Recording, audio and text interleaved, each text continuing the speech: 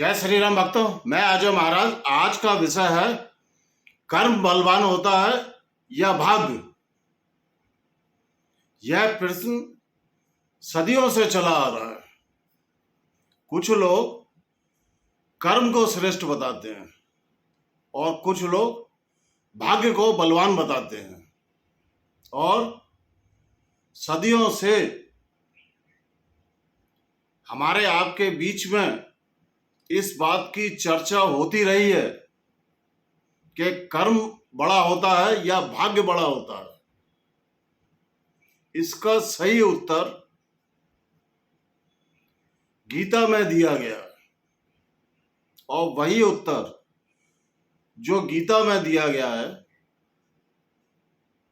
भगवान श्री कृष्ण के द्वारा, उसको हम आज इस वीडियो में आपको बताने जा रहे हैं। ये वीडियो आपके लिए अत्यंत महत्वपूर्ण सिद्ध होगी। मेरा आपसे अनुरोध है, कृपया इस वीडियो को शुरू से अंत तक अवश्य देखें। देखिए, इस बात को समझने के लिए आपको एक छोटी सी कहानी सुननी पड़ेगी, जो कहानी सत्य पर आधारित है और सत्य घटना है। हमारे भारतवर्ष में जब राजाओं का शासन था तो दो राजा हुआ करते थे। एक राजा अत्यंत बलिष्ठ था और उसकी सेना भी बहुत बड़ी थी, और उसका पड़ोसी राजा वो उससे थोड़ा कम बलशाली था और उसकी सेना भी थोड़ी छोटी थी। इन दोनों के बीच में सत्ता को लेके झगड़े होते रहते थे, और अंततः स्थिति ऐसी आई कि इन दो राजाओं के बीच में युद्ध होने की संभावना पूरी बन गई। उन दोनों राजाओं के सीमा के पास में एक बहुत ही प्राचीन सिद्ध पुरुष संत रहते थे। तो ये दोनों राजा एक एक करके उनका आशीर्वाद लेने गए और उनसे अपना प्रश्न पूछने गए। सबसे पहले जो शक्तिशाली राजा था, जिसकी सेना बड़ी थी, वो उन संत के पास में पहुंचा और अपना चरण स्पर्श करके आशीर्वाद दिया, और स्पष्टता एक ही बात पूछी उस शक्तिशाली राजा ने कि गुरुजी, आप हमको ये बताएं कि हमारा पड़ोसी देश से, राज्य से जो युद्ध होने वाला है, इसमें विजय किसकी होगी।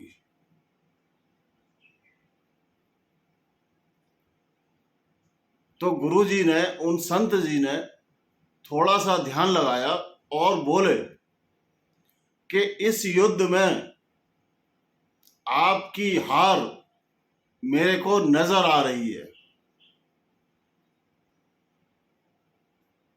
उसके उपरांत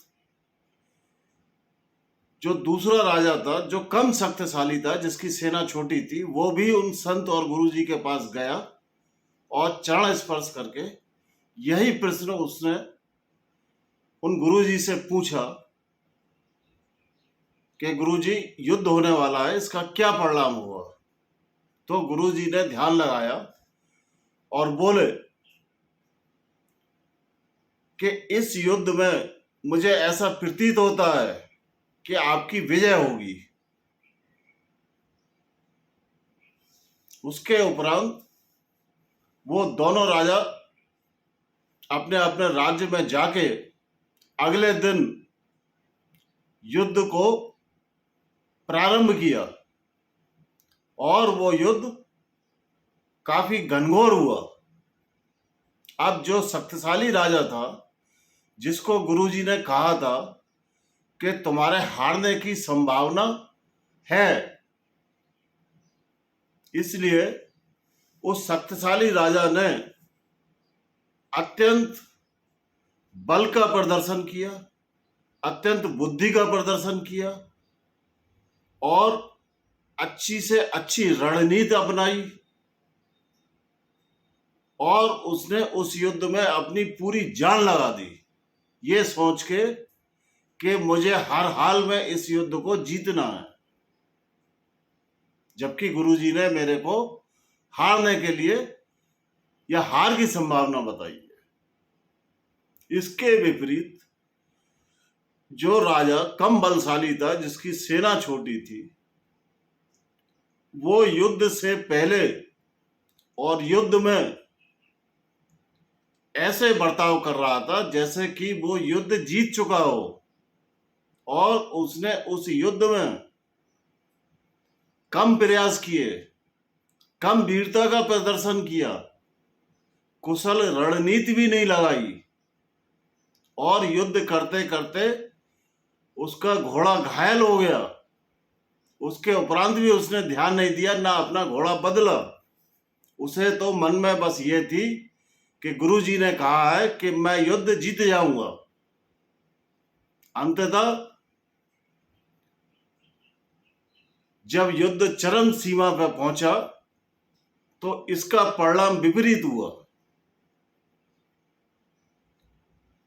गुरुजी ने जिस शक्तिशाली राजा को हारने का बोला था, वो युद्ध में विजयी हुआ और जो कम शक्तिशाली राजा था, जिसको जीत का आशीर्वाद दिया था और जीत की संभावना बताई थी, वो युद्ध हार गया।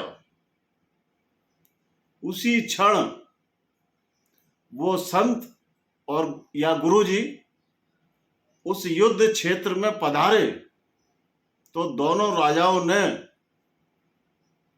गुरुजी से शिकायत की कि हे गुरुजी, हे महाराज, आपने जो कहा था युद्ध का परिणाम उसके ठीक विपरीत हुआ है। शक्तिशाली राजा बोला, आपने मुझे हारने का बोला था, मैं जीत चुका हूं युद्ध। और कम शक्तिशाली राजा बोला कि आपने मुझे जीत का आशीर्वाद दिया था और जीत का संभावना बताई थी, मैं युद्ध हार चुका हूं, ऐसा क्यों हुआ? तो गुरुजी बोले, मेरी बात पत्थर की लकीर होती है, मैंने कुछ गलत नहीं कहा, मैंने वही कहा जो मेरे को नजर आया। इतना बोलते ही जो शक्तिशाली राजा था, जिसको हारने का संभावना बताई थी लेकिन जीत गया था, उसको बहुत ही तेज हृदयाघात हुआ उसी क्षण और वो युद्ध के मैदान में जीतने के बाद भी मृत्यु को प्राप्त हुआ। ऐसा देखकर कम शक्तिशाली जो राजा था, वो और उसकी सेना पुनः आक्रमण कर बैठी और हारे हुए युद्ध को बड़ी आसानी से जीत लिया। तब गुरुजी बोले कि देखो, मैंने क्या कहा था, मेरा कहा हुआ अटल सत्य होता है और जो मैंने कहा था वही परिणाम आया। अब कृष्ण जी ने इस कहानी को अर्जुन को सुनाते हुए ये कहा कि हे पार्थ, कर्म में वो शक्ति होती है कि वो भाग्य को बदल सकता है। जैसा कि गुरुदेव ने शक्तिशाली राजा को हारने का अंदेशा बताया था, लेकिन वो अपने अच्छे कर्म और अपने विवेक और कर्म से युद्ध को जीत गया। परंतु भाग्य का भी बहुत ही महत्वपूर्ण स्थान है अपने जीवन में। उस भाग्य से वो जीती हुई बाजी हार गया और कम शक्तिशाली राजा हार कर भी जीत गया। इसका अभिप्राय यह है कि जीवन में इन दोनों का महत्व बराबर है। भाग्य भी अत्यंत बलवान होता है और कर्म भाग्य को बदलने की शक्ति रखता है। कृष्ण भगवान ने गीता में यही उपदेश दिया है कि आप लोगों को कर्म करना चाहिए, कर्म की फल की इच्छा मन में नहीं रखनी चाहिए। आप अपने पूरे बल से, पूरे मन से आप कर्म करो।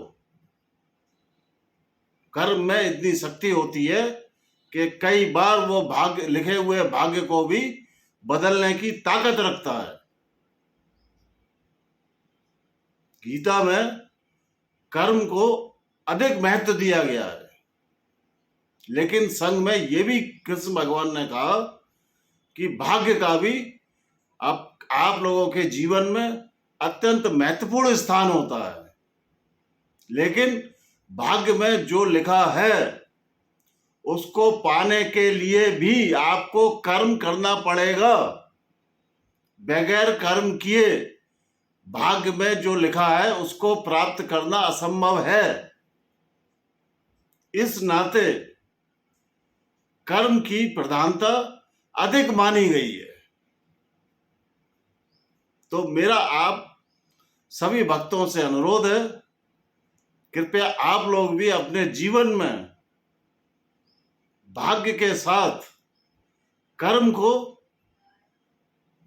प्रधान स्थान देवें व अच्छे कर्म पूरे मनोयोग से अवश्य करें, जिससे कि आपका जीवन सार्थक एवं सफल हो पाए। आज का ये वीडियो कैसा लगा आप हमको कमेंट करके अवश्य बताएं और अपने इस प्रिय channel adventures of cosmic energies को शेयर करें, लाइक करें और अगर आप इस चैनल पर नए आए तो सब्सक्राइब अवश्य करें और आने वाले वीडियोस की नोटिफिकेशन के लिए ऑल बेल आइकन के बटन को अवश्य दबाएं।